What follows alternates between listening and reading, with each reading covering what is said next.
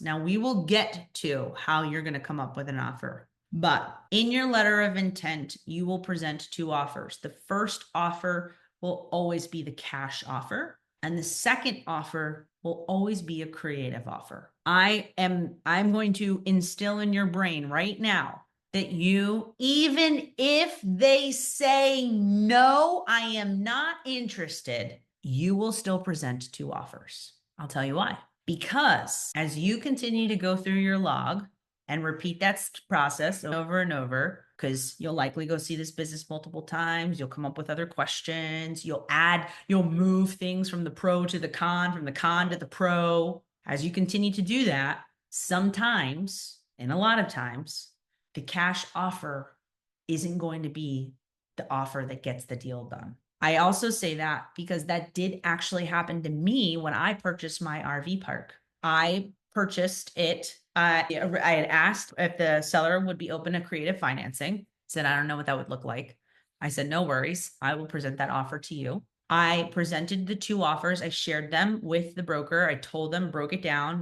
We discussed it over the phone. He said, all right, I'm going to share that with the seller. He shared it with the seller, came back to me to tell me that the accountant, the lawyer himself were all telling the seller, you'd be dumb if you didn't take this creative offer. But the seller was very adamant about how he needed the cash.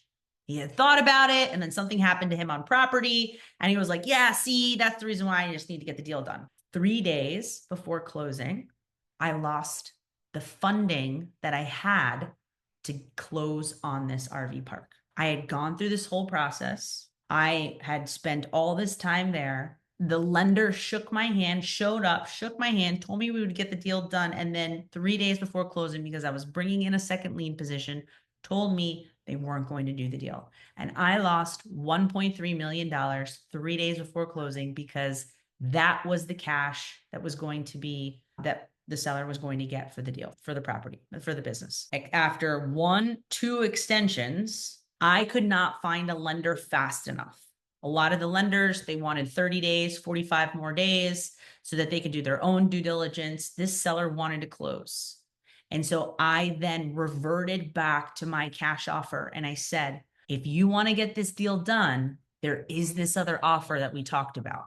And that is how we got the deal done. And for this laundromat, that was almost how we got the deal done. Always give yourself options. You want to give that option to the seller. You will put that in an LOI. You will send them in 2 separate letters. One letter will be for the cash. One letter will be for the creative offer. You will always present 2, even if they tell you no. If they tell you no, no problem. I'm still going to just present this to you. You don't have to take it. I understand you're more interested in the cash offer, but I'm still just going to put it out there. And in your letter of intent, one very important thing that most people don't understand why they are putting a letter of intent together is because it is your intent to buy if you are presented with the right documents that I'm telling you that you need for your deeper underwriting process. And that is going to require even more documents than what I shared with you. That is also something that I'm going to send to you. It's a due diligence checklist. It literally has everything under the sun could be sent to you for this deeper underwriting process. But that is going to be in the letter of intent. You're going to say, I am going to buy this business if I can review these items by this date. And you must have this LOI signed. It's not enough for you just to present the offers and them say, oh, that sounds great. Yeah, I like that one. No, that's great. You like that one? Send it over to me. Send it over to me signed. And then you have a deadline in which these items need to be sent to you. Because something that sellers like to do is they like to wait to the last minute in which your LOI will expire, because you'll have an expiration date as to how long your letter of intent is in place before you finally make that official decision to move forward or not. And so if you don't have a date in which to review these items, they will literally wait for the day before and then expect you to make the decision in less than 24 hours as to whether or not you need to move forward. And that is not how you're going to send out letters of intent. You will send out letters of intent with a deadline, with the documents that you need to receive by a certain date, with the buffer time that you will give yourself to look this over, to review, to generate more calibrated questions so you can ask for more supporting documents to verify if this business is good. And that officially begins and starts the next period of your underwriting process. Okay. So remember, you will request and review the right documents and begin your log. All that you need to at least get an initial underwriting process started is 6 to 12 months of a P&L. You could look at our tax return, but it's not required for this process. You could look at the last 3 months bank statement or the year balance statement, the current year balance statement, but not required for this process. What is required as an official report is the P&L. And then you will then determine some of these questions that need to be true in order for you to move forward. You'll have your questions that you then need to get answered, that you will continue to ask the broker, the seller, anyone else involved. And you will definitely go schedule some time to go see the property. 100%. Based off of this is what you will put together offers, 2 offers, put them in 2 different templates, send it over, and you're waiting for it to get signed. And once it gets signed, the clock starts. All right, this is probably going to be the most intensive part of this presentation. I hope that I've really up until this point have made it super basic, but this is a part where people then also get stuck. One of the first phases of getting stuck is I've got this document, I'm interested in this business. Now what do I do? You need to look at it. Why would you buy it? Why wouldn't you buy it? Come up with some questions so you can get some further answers and then go see this property. And then based off of that, you're going to put together an offer. So then they do the first part. Oh, I love it. I love it. I saw the property. I got my questions answered. I'm interested. But what's the offer that I make? Okay. So more times than not, guys, you will likely not make an offer for the exact asking price of that seller. The seller definitely is delusional. I just want you guys to understand this. Like I was talking to you about this gentleman that brought me this business opportunity. It was an RV park, and it was only 30 pads, and the guy wanted it was actually a mobile home park, and the guy wanted $6.5 million for 30, or I think it was 44 pads. I was like, dude, you got to be selling those pads at $2,500, $3,000 a month. And you probably better own all of those mobile homes, because $6.5 million for a 44 pad mobile home park just is not right. All right. So when you put together an offer based off of this P&L, all right, another thing to actually preface this is I do not care what a broker wants to share with you about their offering memorandum, okay, or whatever marketing material they want to share that they put together. I don't care.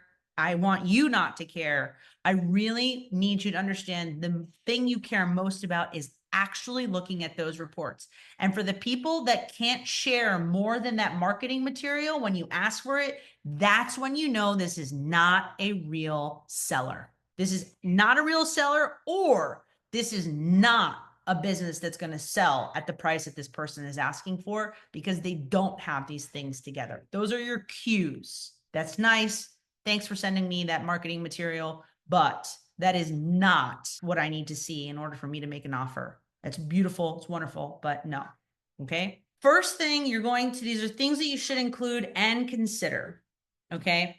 You're going to consider, when you look at the P&L, at the net operating income, the NOI at the bottom, can the LOI support the debt for that purchase price first and foremost? So if the guy wants $6.5 million, remember I told you one of the questions is what is your annual revenue? Heck, man, what are you doing in sales? Because geez, if you want $6.5 million, I mean, that business better be doing like $3, $4, $5 million in sales. Because how do you expect me to afford a $6.5 million purchase price if your income after your expenses can't cover the bill? I have not heard back from that person, by the way.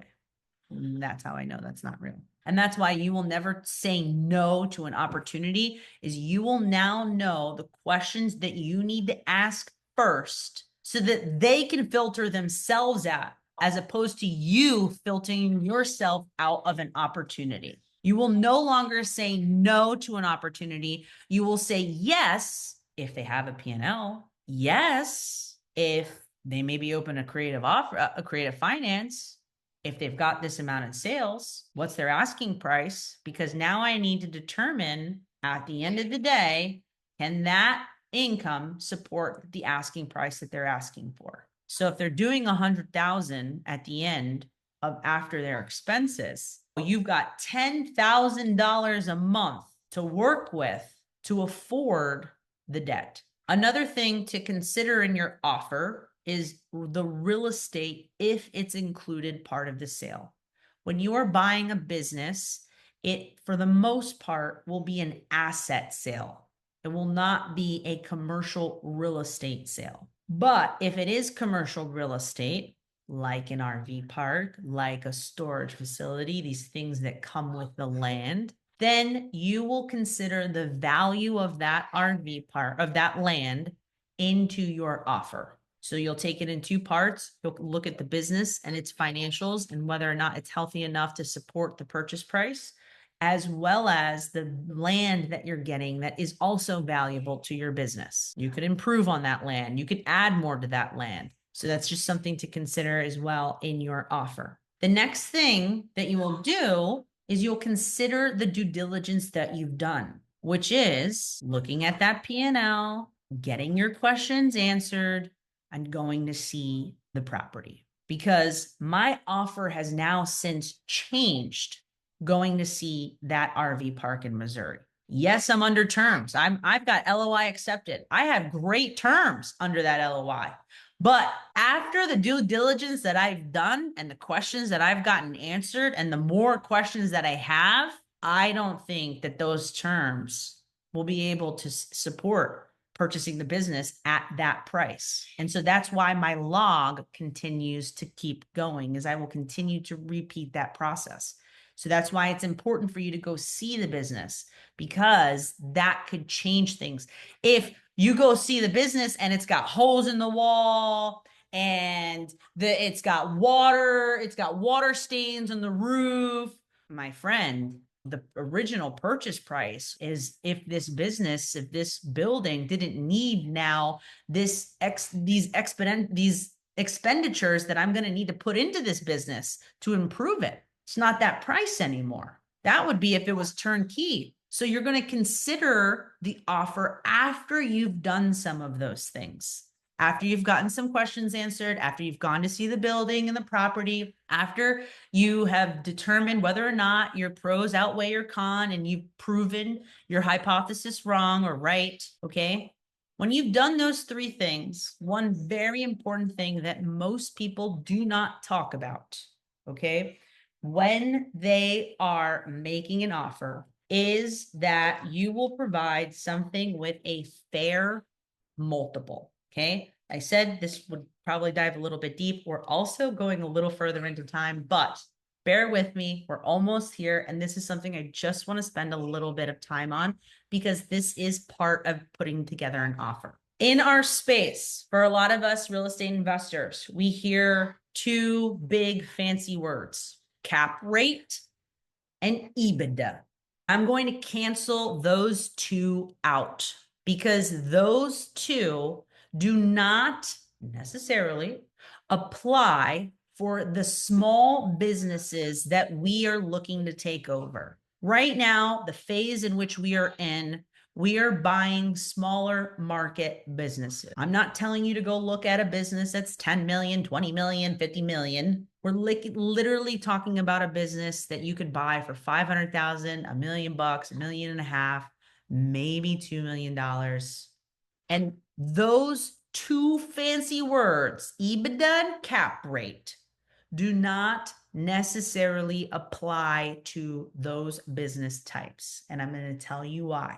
So an EBITDA is only for businesses that have high cash flowing, larger businesses with money in the bank. We're talking multi-million-dollar businesses that is cash flowing millions of dollars a year and actually has money liquid in the bank account. We are not talking about that in the businesses that we are looking at. EBITDA literally strictly only applies to those types of businesses because you are looking at how much that business is worth before some taxes and interest and depreciation and the amortization taken in place, which really don't affect a smaller business type, the ones that we're looking at. So scratch that out of your head. EBITDA, nope, not for this business. Second fancy word is the cap rate. I buy a business at 10 cap. What do you buy it at?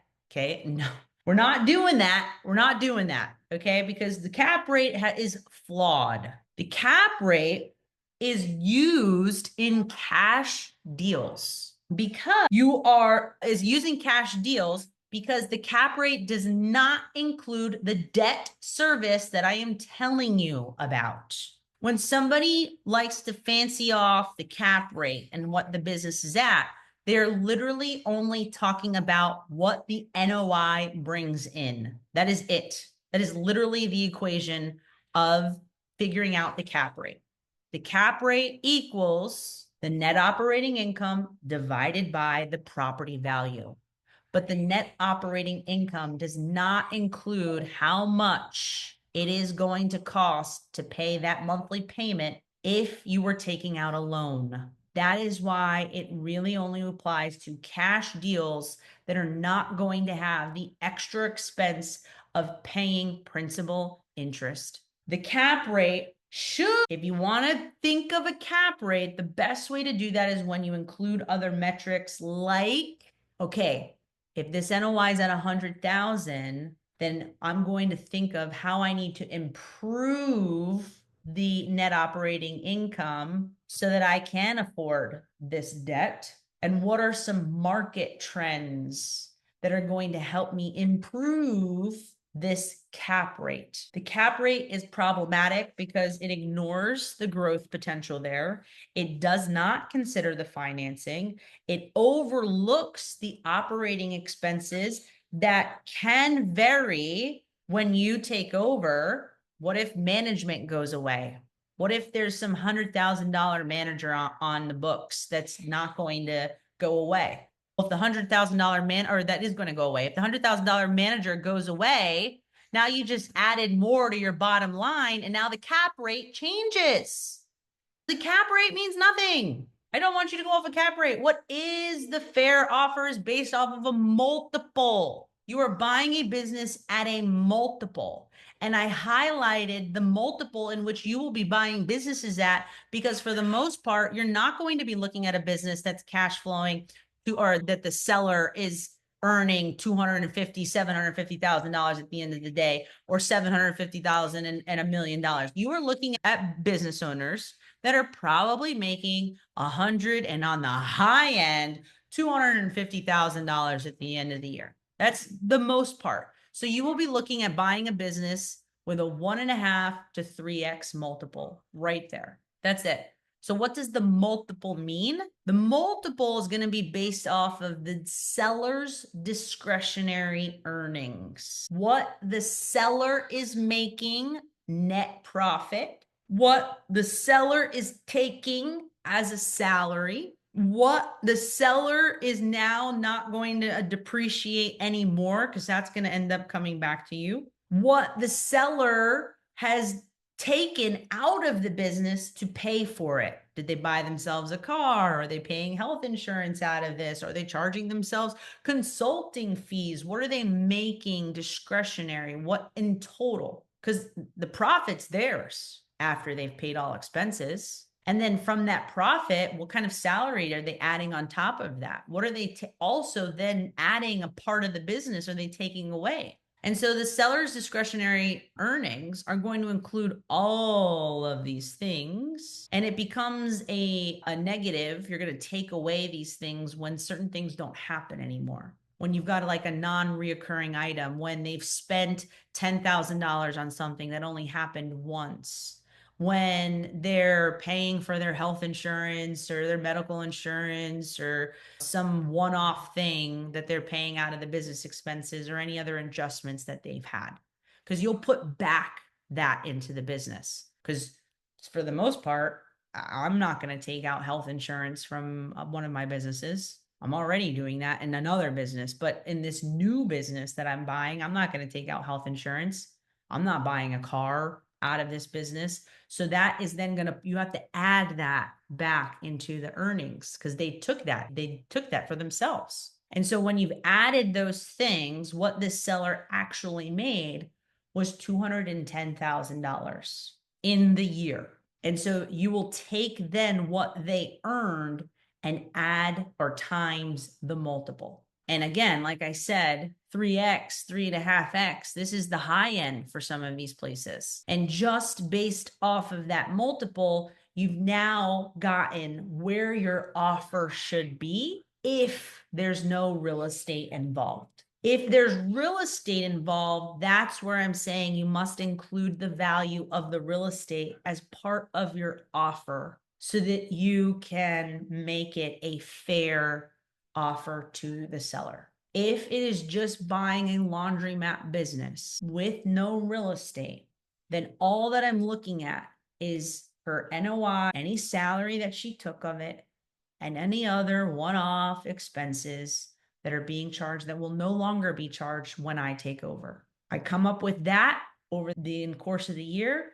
I give a fair multiple based off of the due diligence that I did. Is it nice facilities? For the laundromat, there were three machines that were broken. That affects your offer. You're not going to make a full ask offer if you've now got to put in to the business to bring it up. That RV park in Missouri, great terms. But unfortunately, I did not prove my hypothesis wrong with the fact that all it needed was marketing. It needs marketing. It needs other activities to keep the business there.